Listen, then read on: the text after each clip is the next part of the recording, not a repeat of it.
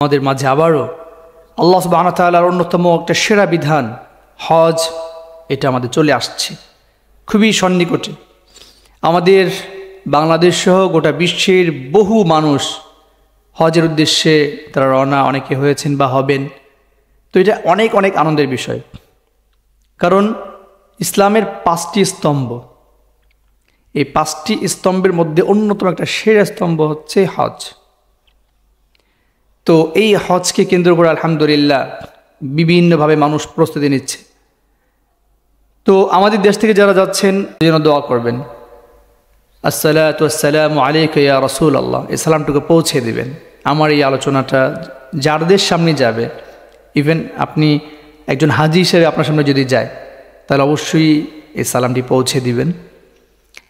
আর হচ্ছে আপনারা যে যাচ্ছেন, কত চমৎকার একটা হাদিস আপনাদের জন্য রয়েছে। আল্লাহু আকবার, আল্লাহ তাআলা আমাকে আপনাদের সকলকে হজে যাওয়ার তৌফিক দান করুক, আল্লাহুম্মা আমিন। নবীজি বলেছেন, মান হাজ্জা লিল্লাহ ওয়া লাম ইয়ারফুস ওয়া লাম ইয়াফসুক রাজাআ কায়াউমিন ওয়ালাদাতহু উম্মু।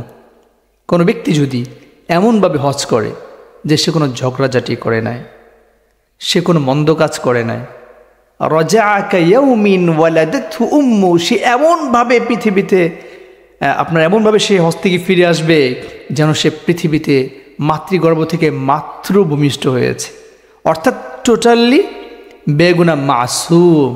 সুবহানাল্লাহ, এটা কত বড় একটা চাওয়া, কত বড় একটা পাওয়া যে আপনি বেগুনা মাসুম হয়ে ফিরে আসছেন। এটা চিন্তা করলে কিন্তু মানে অনেক অনেক আনন্দ লাগে।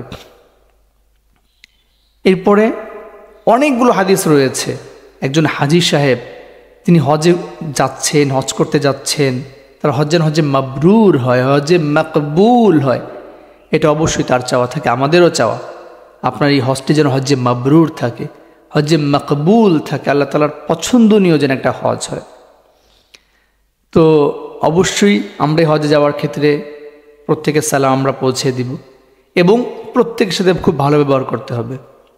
সেখানে অনেকগুলো নিয়মকানুন আছে, যেমন সুগন্ধি ব্যবহার এটা নিষেধ আছে, সুগন্ধি সাবান ব্যবহার করা, সুগন্ধি অনেক কিছু ব্যবহার নিষেধ আছে। আপনার ওই হজের যে সময়টুকু, এই সময়টুকু আমরা সেগুলো থেকে বিরত থাকবো। এরকম অনেকগুলো নিয়ম আছে, বিধিবিধান আছে। এই বিধিবিধানগুলো আমাদেরকে জানতে হবে। আমাদের যে পোশাকগুলো আছে, সেই পোশাকগুলো কোথা থেকে পরব, কিভাবে তাওয়াফ করব, কিভাবে সাই করব, কিভাবে আমরা পাথর নিক্ষেপ করব। খুব বেশি আবেগী যেন না হয়ে যায়, আমরা অনেক আবেগপ্রবণ হয়ে যাই। আমরা সেখানে গিয়ে অনেকে জুতা নিক্ষেপ করি, খুব রাগ আসাটাই স্বাভাবিক, শয়তানকে পাওয়া যাচ্ছে। তো সেগুলো নিয়ে ইনশাআল্লাহ আমরা ধারাবাহিক আলোচনা করব। বাকি হচ্ছে আপনারা এখন হজে যাচ্ছেন, এক্ষেত্রে আমাদের বাংলাদেশ সরকারের প্রতি আমার রিকোয়েস্ট থাকবে, যতটা সিম্পল করা যায়, যতটা সহজ করা যায় আমাদের হাজি ভাইদের জন্য। ইন্ডিয়া একটা আপনার হিন্দু রাষ্ট্র, সেখানে হাজিদের জন্য অনেক সহজ করা হয়, অনেক রাষ্ট্রতে অনেক সহজ করা হয়। আমরা মুসলিম রাষ্ট্র, আমাদের বাংলাদেশ, আমরা মুসলিম কান্ট্রির মানুষ, সেক্ষেত্রে অবশ্যই আমাদের উচিত যতটা সহজলভ্য করা যায় এই হজটাকে আমরা চেষ্টা করব ইনশাআল্লাহ। আমাদের সরকার মহোদয়, আমাদের প্রশাসন যারা আছেন, প্রশাসক যারা আছেন, আমরা এই যে কাজগুলো যদি করি, এই উসিলা করে তো আমরা জান্নাত পেতে পারি। কারণ আল্লাহ তাআলা তো কাল কিয়ামতের ময়দানে জান্নাত দেওয়ার জন্য উসিলা খুঁজবেন। আল্লাহ এত বড় রহমান, এত গফফার, আল্লাহু আকবার। আমরা সেই কাজগুলো করি, আমরা চেষ্টা করি আমাদের হাজি ভাইদের জন্য, যারা আপনারা প্রতিবেশী আছেন, যারা কলিগ আছেন, কিছু গিফট করি তাদেরকে। আমার মনে আছে আমি আমার ভাইরা, আমার ওস্তাজ মুফতি মনিরুল ইসলাম সাহেব হুজুর যখন হজে যান, একদিক থেকে তিনি আমার ভাইরা, আবার ওস্তাজ, তো আলহামদুলিল্লাহ কিছু গিফট করার চেষ্টা করেছিলাম। এরকম অনেকেই আছে গিফট করেন। তো আপনারাও আপনাদের জায়গা থেকে হাজি সাহেবদেরকে কিছুটা গিফট করেন, কিছুটা সহযোগিতা করেন। অনেকেই তো আলহামদুলিল্লাহ তারা পরিপূর্ণ প্রস্তুতি নিয়ে তো হজে যাচ্ছেন, কিন্তু আপনার একটা গিফট তাকে উৎসাহ দিবে। আপনার 10,000 টাকা, 5,000 টাকা বা কিছু একটা গিফট দেওয়া, এটা কিন্তু দিয়ে তার কোনো হজ হবে না, বাকি তিনি একটা উৎসাহ পাচ্ছেন, একটা আনন্দ পাচ্ছেন, আপনার কথা তার মনে থাকবে।